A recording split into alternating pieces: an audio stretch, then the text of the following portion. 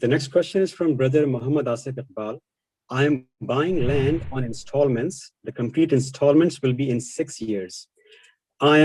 He has not specified the time, but certain time into paying the installments. Do I pay zakat on the full amount or the installments that I have paid? There is no zakat, none whatsoever. Why would you pay zakat on something you're buying? This brings us to what is more important than Q&A, to understand what to pay zakat on. So what are the 4 categories of wealth that I'm supposed to pay zakat? See, if I tell you and explain it to you, you don't have to come back to me and ask me questions. It's best for me to teach you how to fish rather than to give you a fish every single day, whether hamur or najil, doesn't make any difference. Therefore, how much time do you have left? Sheikh, we have 3 minutes, but I think this is an important question. So you might kill many birds with one stone. Okay. So you need to understand the concept of everything you do, so you don't have to come back to me. Sheikh, I would like to pray in the masjid, but I have a cigarette packet in my pocket. So does this nullify my wudu? Excuse me? Yeah, I know cigarettes is haram, so I smoke a cigarette. Should I renew my wudu? Akhi, if you know that wudu is broken by 1, 2, 3, 4, 5, then anytime I bring you 6 or 7 or 8 or 10, you say, no, this doesn't break wudu. Only these 5 things break wudu. So khalas, now you have a fish. You know how to fish. Likewise, when we come to zakat, what should I pay zakat on? Oh, Sheikh, I have 3 plots in India. Oh, Sheikh, I have bought a house on mortgage. Should I pay zakat? Oh, Sheikh, my wife is getting an investment with so-and-so. Once you understand what are the wealth to give zakat on, you've got it made. You don't need to ask a sheikh. So what are the things that we have to give zakat on? 4 things. Number 1, you can write it down if you wish. Who cares, sheikh? Who's watching? I don't think there's anybody watching. Anyhow, gold and silver.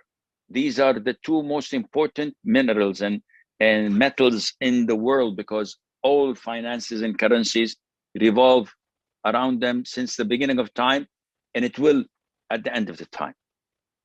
So any gold or silver, or what carries the role of gold and silver, such as banknotes, currency, this is category 1. You have to give zakat. Conditions: threshold, 1 year possession, etc. Does this include women's jewelry? It's an issue of dispute, whether they're wearing it or not. But the most authentic opinion is even the jewelry, they have to be paid, because gold and silver is the essence of economy in the world. Category number 2, livestock, cattle, camels, cows and buffaloes, sheep and goats. These have conditions. Sheikh, we don't have any livestock. Can you move on? No problem. But if you had, you have to come and ask me, and I'll tell you how many cows, how many sheep, how many camels that you're supposed to give. What are the conditions of that? Because if I have a farm of 100 sheep, the threshold of sheep is 40. So I have a farm of 100. Do I give zakat? No. It should be grazing from Allah's plants around. But if I buy the grass for it to eat, there's no zakat in it. But this is not our point. Number 1, gold, silver, and currency. Number 2, livestock. Number 3, vegetables or fruit or corn or what do they call it? Seeds? Hubub. What is hubub? I don't know. Who cares? Things that are, what? The what? Grains or seeds is fine. Grains. Yeah, grains. Ahsan. Very good. Yeah, I'm not practicing English, so I'm forgetting it. I think I should get married again. Anyhow, no, I'm just joking. So grains, corn, wheat, barley, dates, and raisin. These are zakatable if I have a farm. So if I have oranges, no zakat. Apples, no zakat. Tomatoes, no zakat. Watermelons, no zakat. And there are conditions, of course, whether I am watering it myself or it's being watered from the heavens, from the skies, or half. This is a different. Sheikh, we don't have farms. Okay, let's skip that. Category number 4, whatever is prepared for trade, meaning I sell and buy and sell and buy. So my money is actually being invested in a grocery shop. Can I have some cheese? Here you go. And I buy another and I put in its place. So the wealth keeps on revolving, increasing, and I'm getting profit out of that. Anything that is prepared for trade is zakatable. Right. Let's a little bit focus on this, Sheikh. Jazakallah khair. Can you explain a little bit, elaborate? No problem. You've just said that I have 3 plots. I have a house that I'll be possessing in 6 years' time. And you said there's no zakat, neither on the installments nor on the plot. But yeah. Why, Sheikh? Akhi, I said, read my lips. I'm not angry, but who cares? I said that these items must be devoted solely for making money, selling, buying, selling, buying. So if I have my car and someone comes to me and says, Sheikh, wow, beautiful car, would you sell it? I didn't have any intention prior to that for selling it. So I said, yeah, I don't know. He said, I'll give you 100,000 riyals. And the car is worth 50,000. 100,000? Done deal, man. Alhamdulillah. Go. So do I have to pay zakat? Nope. Sheikh, you just sold it. Yes, I sold it not to make money and buy another one and auction it for sale and buy another one and another one. No.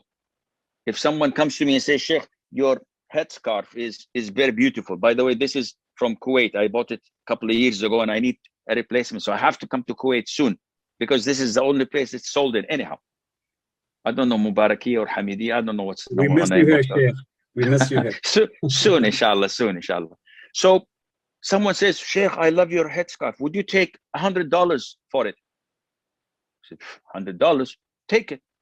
It's not for sale, but I'm selling it because I got a good proposal. This is different than someone like myself having a showroom. And I get cars from Dubai, from Germany, from Los Angeles, and I put them.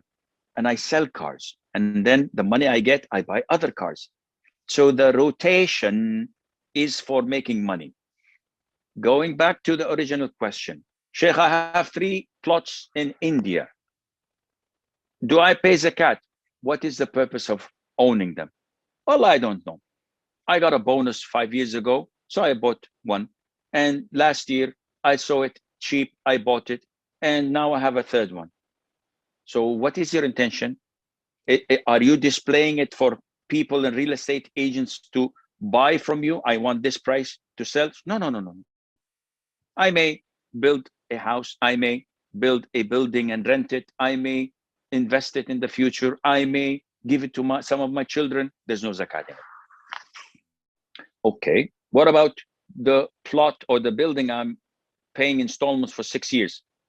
If you have the cash money in your hand and a full year rotates while you're possessing it, in order to pay it, you have to give zakat.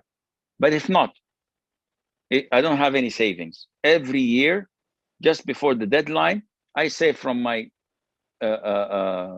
salary and I give it to the contractor or the construction agency. Okay, after 6 years, what happens? The house is mine. Are you doing this to sell it and make money and then buy another house. No. I want to live in it. There's no zakat, nor on the installments, nor on the real estate itself. So I hope this teaches you how to fish. Jazakallah khair, Sheikh. That really clarifies a lot of points. And what I wrote, just to recap, is that number one, where we have to pay zakat, gold and silver or equivalent. Number two is the livestock with conditions, as you said. Number three is farm vegetables, grains, dates, and raisins, specifically. And number four, which was let me interrupt you. Not all farm vegetables, yani cucumbers, lettuce, etc. These things, no.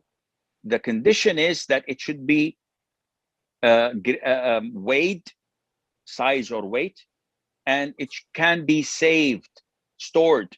So dates, I can store them for a whole year. The raisins, they're dry, I can store them. Grains, I can store them. But anything that is fresh, lemon, oranges, watermelon, all of these are unzakatable. Jazakallah khair, Sheikh, for clarification. And the last point, number four, which is pertinent to many questions actually that Jazakallah for you have answered, mashallah. Whatever is prepared for trade is zakat eligible, where wealth keeps on revolving. So I think that clarifies it. We have run over time, and we really appreciate your time here, Sheikh, for the community. We really miss you here in Kuwait.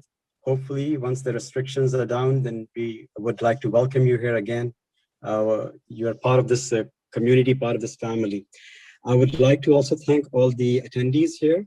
We have answered, I think, more than 45, 50 questions here, but still there are about 30 pending.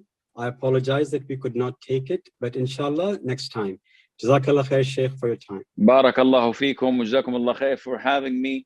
And I wish all the community in Kuwait and elsewhere to have a safe Ramadan bi'idhnillah. And I pray to Allah that He uplifts this illness and this disease and this tribulation and calamity from all of humanity, and specifically from the Muslims, and restores our safety and our well-being so that we can meet inshallah again.